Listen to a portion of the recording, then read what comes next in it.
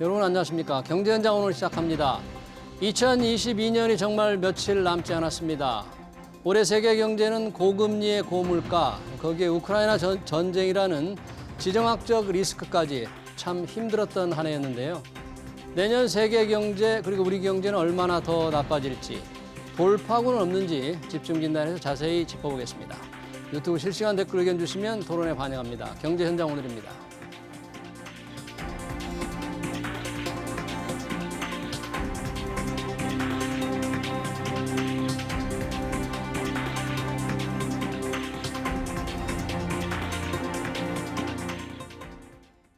네, 내년 경제 상황 토론하기 위해서 두 분 모셨습니다. 김광석 한국경제산업연구원 경제연구실장, 허준영 서강대 경제학부 교수 나오셨습니다. 두 분 어서 오세요. 안녕하세요. 반갑습니다. 자, 내년 경제 상황 각종 전망치가 참 어둡습니다. 그렇죠? 네. 혹한기인데 내년 경제가 더 추워질 거다. 두 분의 이 젊은 경제학자, 현장도 강하시고 경제 이론에도 밝은 두 분이 세계 경제를 한번 따져볼 텐데 우리 시청자들을 위해서 짧게 내년 경제 상황을 네 글자라든지 좀 짧게 좀 표현을 해보고 싶은데 혹시 어떻게 생각을 하십니까? 저는 이제 매년 경제 전망서를 내기 때문에 예. 물론 이 자리에서도 네. 말씀을 살짝 드렸었지만 그래서 미리 말씀부터 드린다면 예. 그러니까 철부지라는 단어에서 부를 뺀 철지 이렇게 가고요. 철부지에서 부를 빼서 철지. 철지. 여기서 철은 한글이고요. 계절을 뜻합니다. 그 지는 알지니까 예. 계절 변화를 알아야 된다라는 말씀드리고요. 예. 계절 변화를 알므로써 내핍, 인내할 내, 궁핍할 핍. 네. 그러니까 궁핍하고 어려운 경제 국면이 23년에 찾아올 것이기 때문에 네. 그 궁핍한 어려운 경제 국면에서 우리는 반드시 인내해야 된다. 또 그렇게 하기 위해서는 계절의 변화, 그러니까 경제 여건의 변화를 제대로 이해해야 된다. 마치 겨울이 모두에게 찾아오고 모두에게 봄이 오듯이 예. 누군가에게는 겨울이 피해가지 않죠. 모두에게 인플레이션이 찾아오고 모두에게 고금리가 오듯이 네. 우리는 경제 상황을 벗어나갈 수 없어요. 그건 여건이니까 계절처럼. 다만 우리는 그 계절의 변화를 정확하게 이해하고 네. 그 계절의 변화에 걸맞게 대응했으면 좋겠다라는 의견이고 네. 특히 어려운 국면임을 명확하게 직시하고 반드시 그 어려운 국면을 이겨냈으면 좋겠다 네. 해서 그렇게 말씀을 올려보고 싶습니다. 계절의 변화라는 것이 계절이 더 추워지고 네, 어려운 계절로 들어가니까 네. 그 변화를 잘 알고 네. 궁핍을 참고 인내하라. 네. 철지 내핍. 자, 부원 설명 한 않네요. 가지만 더 드린다면 모두에게 겨울이 오잖아요. 예. 근데 모두가 추위에 떠는 건 아닙니다. 겨울이 오지만 파카를 준비해야겠어, 코트를 준비해야겠어, 네. 내복을 입겠어 예. 한다면 그 겨울을 정말 추위에 혹한기에 떠는 그런 일이 아니라 잘 이겨낼 수 있는 계기가 되겠죠. 네. 그래서 그 계절, 그 경제 여건의 변화를 제대로 직시하면 여러분이 분명히 그 어려움을 이겨내실 수 있겠다. 네. 의견을 좀 올리고 싶은 거예요. 알겠습니다. 허준영 교수님은 어떻게 준비를 하셨어요? 저 실장님처럼 센스가 있지 않아 갖고 저는 주역에서 그냥 클래식하게 갖고 왔습니다. 주역? 네네. 네. 대시 이동이라는 사자성어를 대시 이동. 네네. 그래서 좋은 때를 기다렸다가 비로소 움직인다 뭐 그런 뜻이고요. 이렇게 말씀드리는 이유 중에 하나는 좀 이따 저희가 얘기를 나누겠습니다만 네. 어쨌든 내년 한 해는 굉장히 특히 외부적인 요인으로 저희가 경제가 좀 어려울 것으로 예측이 됩니다. 예. 그러므로 조금 좋은 때를 저희가 기다리면서 잘 준비했다가 조금 다시 좋아지는 타이밍이 오기 시작하면 그때 본격적으로 움직이면서 네. 또 다음 저희 경제 활로를 한번 모색해 보는 것이 어떨까라는 생각으로 그런 말씀드립니다. 때를 기다리고 때의 변화를 알고 참고 인내하라. 참 힘든 주문인데요. 네. 그렇게 주문을 하신 이유는 내년 성장 전망률, 경제 성장률 워낙 낮게 지금 나오고 있잖아요. 여러 군데에서 지금 우리 경제 내년 전망치를 내놓고 있지 않습니까? 그렇습니다. 다양하게 나오고 있는데 네. 실장님 어떤 연구기관의 전망치에 조금 더 신뢰도를 둔달까 가능성이 높다고 보세요? 일단 지금 전망치가 나온 것들만 예. 주요한 것들만 좀 정리를 해본다면 저도 이제 저니까 여기 방송에 출연했으니까 예. 지난 10월 달에 23년 경제 전망을 1.9%로 제시를 했었고요. 실장님 1.9%. 예. 그리고 지난 11월에 KDI에서 1.8%로 낮춰 잡았고요. 예. 한국은행에서 이어서 1.7%로 또 낮춰 잡았고요. 네. 또 엊그저께 정부에서 기획재정부에서 1.6%로 낮춰져 봤습니다. 전반적으로 이게 한 기관이 전망한 건 아니지만 그렇게 가정을 해본다면 시간이 흐르면 흐를수록 부정적인 요소가 더 겹쳐져서 전제가 바뀌는 거죠. 그래서 23년에 대한 전망이 계속 부정적으로 흘러가는 그런 전망치를 제시하고 있고요. 제가 1.6% 정부가 제시한 1.6% 성장률 이것의 의미를 명확하게 좀 말씀드리면 이렇습니다. 우리가 1960년 이래로 겪었던 경제 위기가 4번 있었습니다. 4번. 네. 1980년 오일 쇼크 직후 마이너스 1.6% 역성장. 네. 그 1998년 IMF 외환 위기 마이너스 5.1% 역성장. 2008년 글로벌 금융 위기 네. 이때 0.8% 성장했지만 경제 위기라고 우리는 일컫습니다. 그리고 2020년 팬데믹 경제 위기 네. 마이너스 0.7% 역성장. 이 4번의 경제 위기를 제외해 놓고 보면 연간 성장률 기준으로 23년 경제가 가장 안 좋습니다. 가장 나쁘다. 그게 1.9이든 1.6이든 예. 상관없이 2%가 안 되는 이런 저성장 국면, 소위 경기 침체 국면으로 전망하고 있는 이 전망치는 이 4번의 경제 위기를 제외하면 가장 안 좋다. 그러니까 그렇게 어려운 국면으로 전망을 하고 있다. 이렇게 생각하시면 좀 도움이 되겠습니다. 네, 그러니까 그런 4번의 경제 위기에 버금가는 상황이 내년에 예상된다, 우려된다 그런 얘기네요. 교수님은 어떻게 보셨습니까? 각국의 전망치 시간이 갈수록 경제 전망, 성장률이 낮아진다. 그럼 좀 늦게 또 전망을 하면 더 낮아질 수 있다는 얘기인데 어떻게 평가를 하세요? 근데 지금 말씀 전망치를 잘 정리해 주셨는데요. 사실 이제 글로벌 IB들이 있죠. 글로벌 IB들에서 우리나라 경제에 대해서 전망하는 것들, 국외사 예를 들어서 뭐 JP 모건이나 골드만삭스 같은 회사들 국외사를 평균을 내보니까 1.1%가 나옵니다. 1.1%. 네, 그 중에서는 마이너스 성장을 예측하는 회사들도 있고요. 예. 그래서 어느 쪽의 전망치가 더 잘 맞는지는 사실 이견의 여지가 있습니다만 지금 말씀해 주신 대로 내년이 굉장히 힘든 한 해가 될 것이라는 것은 분명하고요. 예. 그리고 이렇게 우리나라 정부나 글로벌 IB 사이에 이렇게 간극이 생기는 것은 아무래도 글로벌 IB들은 우리나라가 대외 부분이 굉장히 크게 집중된 경제, 대외 부분에 의해서 먹고 사는 것이 결정되는 경제고 그런 부분에서 내년에 대외 부분이 너무 어려울 거기 때문에 이렇게 전망치를 내놨고요. 제가 보기에 정부 같은 경우는 그럼에도 불구하고 내수를 어느 정도 진작할 수 있는 역할을 하고 있는 것이 이제 정부나 하는이기 때문에 그런 면에서는 조금 더 우리들이 할 수 있는 부분이 있다라는 측면에서 성장률 전망치가 이런 글로벌 IB보다는 조금 더 높게 나온 것 같습니다. 네. 글로벌 이 투자은행들의 전망치 평균이 1.1%라고 그러니까 뭐 평균 조금 더 떨어지면 0%대가 우려될 수 있다는 얘기인데 그 이유가 이게 외부 변수들 뭐 이게 좀 안 좋아질 거라. 그러면 뭐 글로벌 투자은행만이 아니라 전체적으로 전망이 안 좋잖아요. 이렇게 저성장의 가장 큰 원인을 뭘로 지금 꼽는 거 있는 겁니까? 일단 22년 한 해를 괴롭혔던 거시경제 변수가 물가하고 금리 아니겠습니까? 너무나 가혹하게나마 높아진 이 물가 때문에 물가를 또 잡기 위해서 가혹하게나마 끌어올렸던 금리.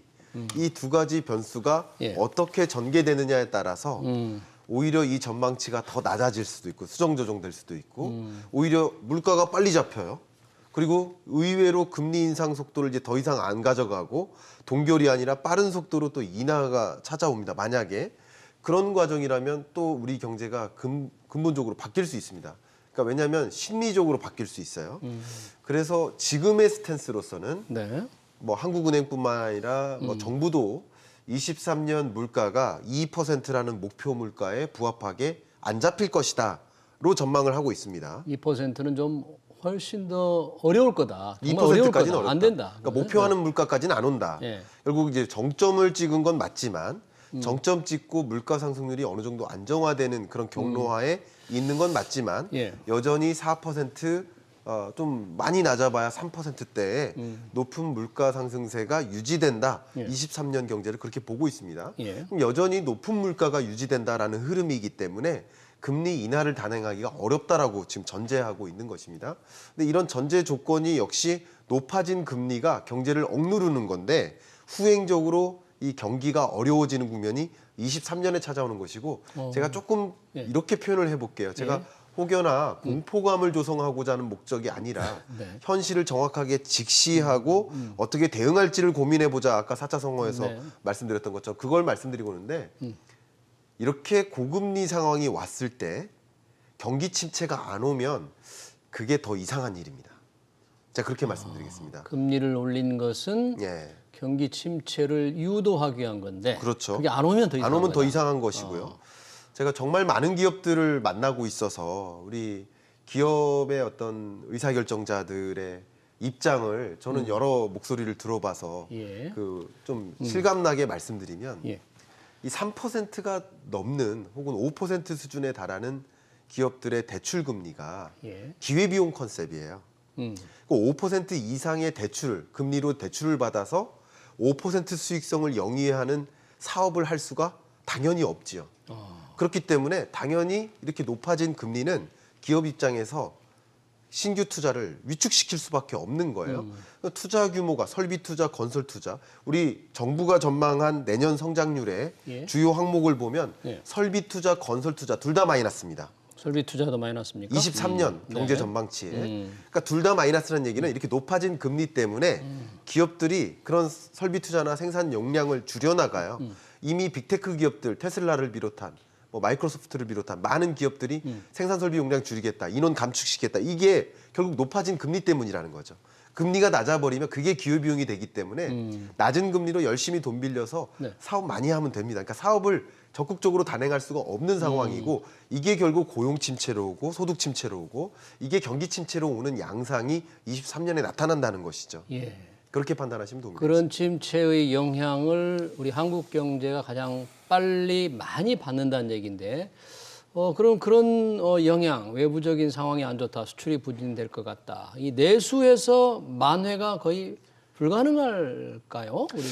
올해는 사실은 경제 성장률 한 2.6%, 7% 정도를 예상하고 있습니다. 아직 한 해가 끝나지 않아서요. 집계가 되진 않았습니다만. 그럼 이제 생각보다 선방을 했다고 볼 수 있는데요. 그럼 뭐 때문에 선방을 했냐라고 부문별로 보면 결국 이제 실장님 말씀해 주신 대로 투자 부분은 굉장히 안 좋습니다. 올해 이미 안 좋아지기 시작했고요. 그리고 수출 부분은 올해 안 좋아지는 과정에 있습니다. 그리고 그것이 아마 내년에 피크를 칠 것이라고 생각을 하는 거고요. 그럼 어디서 방어를 했냐라고 생각해 보면 소비가 버텼습니다. 그러니까 소비가 왜 버텼냐라고 생각해 보면 코로나를 생각하시면 됩니다. 2020년 1월에 코로나 저희 1번 환자 나오고요. 예. 1번 확진자 나오고요.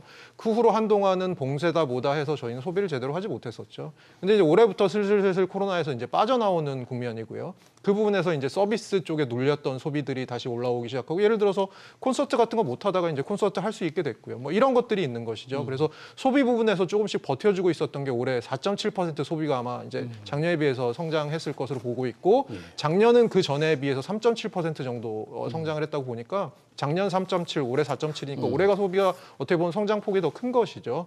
근데 소비가 버텼다고 볼 수 있는 건데 그럼 소비는 언제까지 버틸 수 있느냐? 두 가지 힘이 있는 겁니다. 예. 하나는 코로나로부터 점점 벗어나면서 자유로운 소비가 가능해지면서 소비가 올라갈 가능성이 하나 있지만 반대로는 지금 금리가 올라가고 물가가 올라가고 이런 것 때문에 소비가 줄어들 가능성도 있습니다.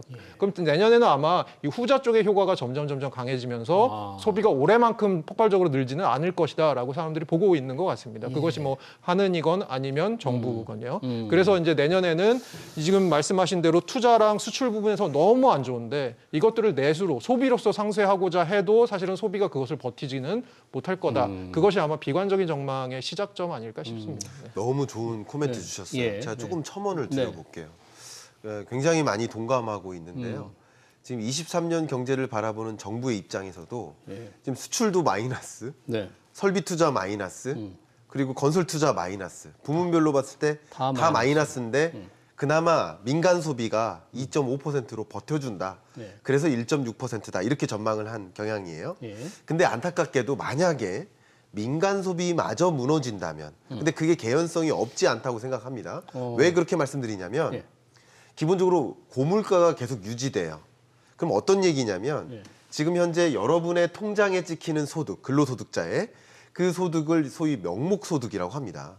통장에 찍힌 소득으로 물건을 살 수 있는 개수를 헤아려 보면 계속 줄어들어요.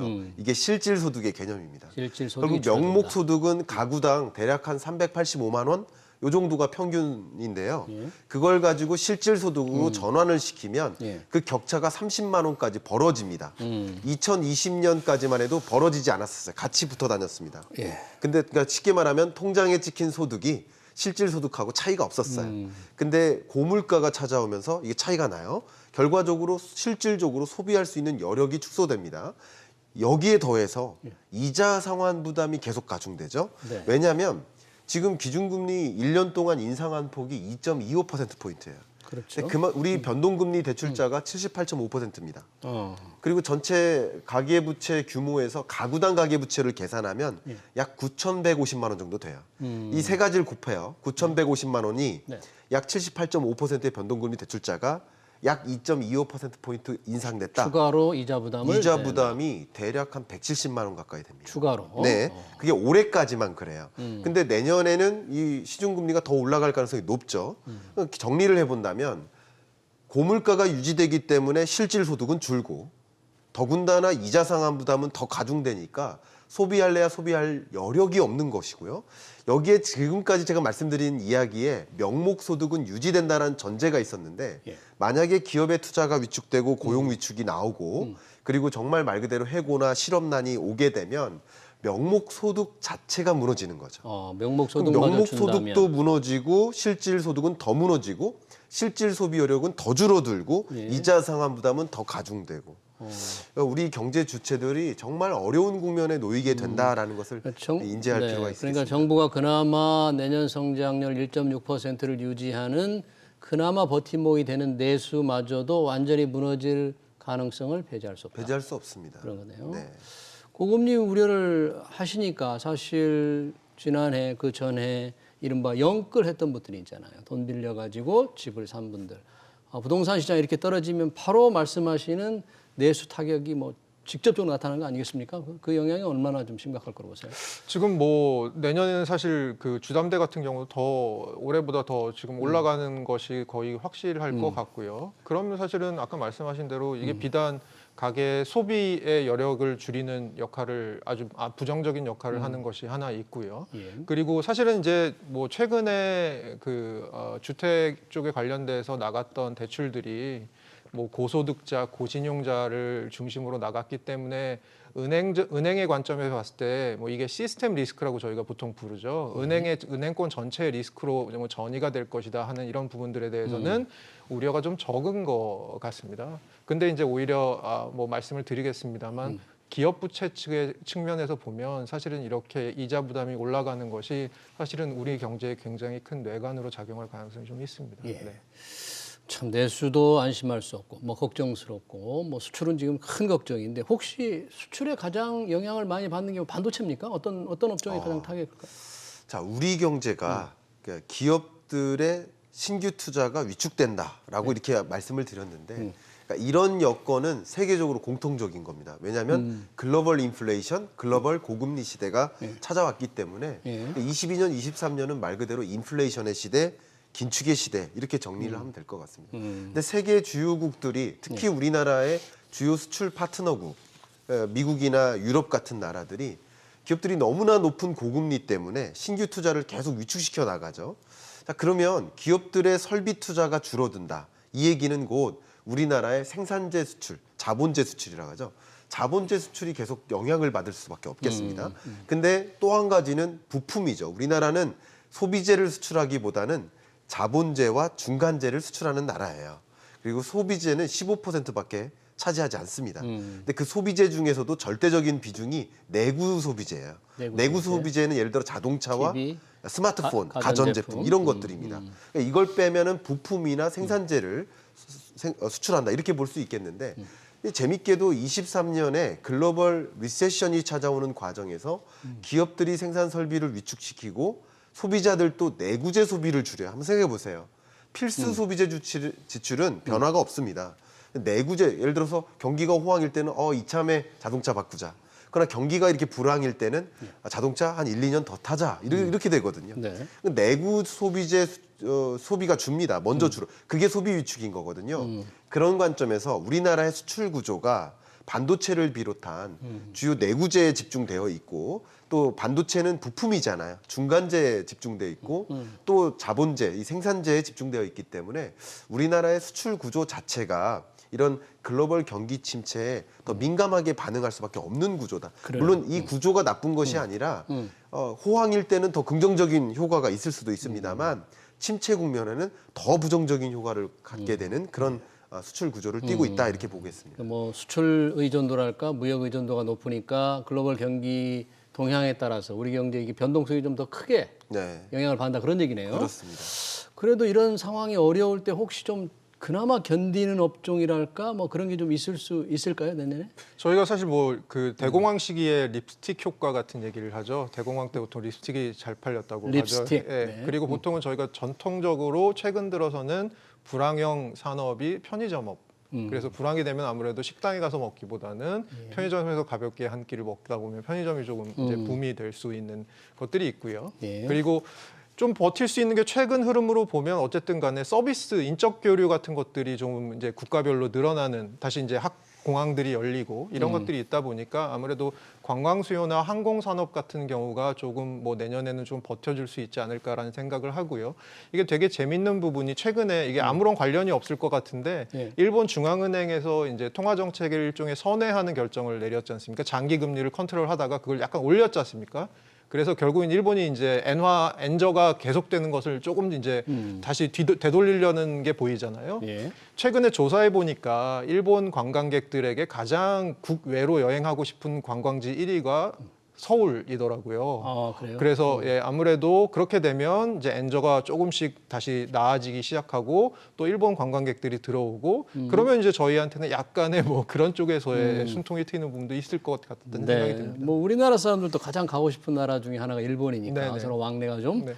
많아질 것 같네요. 자, 내년 성장률 안 좋다. 문제는 또 하나 물가입니다. 물가 전망이 지금 내년 뭐 한 3.5%로 전망을 했습니까, 한국은행이? 예, 3.5, 3.6 요 정도로 전망을 하고 있다고. 그 전망치 달성 가능성 혹시 여러 가지 변수가 있을 텐데 네. 3.5%로 지금 올해보다 떨어질 가능성이 확실한 거예요? 네, 물가 정점 찍은 것은 거의 확실하다고 생각합니다. 이건 좀 단언하기가 어려운 지표이지만 왜냐하면 특히 이제 국제 유가나 각종 원자재 가격이나 부분품 가격, 우리나라의 수입 물가에 지대한 영향을 미치는 이런 품목들의 가격을 뭐 예상할 수 없을 경향성이 많이 있으니까 단언하기는 어렵습니다만 기본적으로 물가는 어쨌든 정점을 찍은 것이다라고 가정할 필요가 있을 것 같고요. 예. 다만 제가 말씀드리는 것은 물가 정점 찍은 것과 이 단어와 그 물가 안정화됐다는 표현은 완전히 다른 거죠.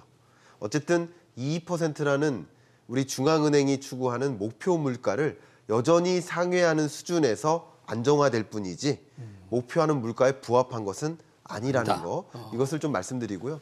여기에 좀 영향을 미칠 만한 변수는 국제 유가라고 볼 수 있겠는데 예. 미국 에너지정보청 EIA 국제 유가 전망을 저는 많이 참조를 하고 있는데요. 국제 유가는 어쨌든 22년 2분기가 정점이고요.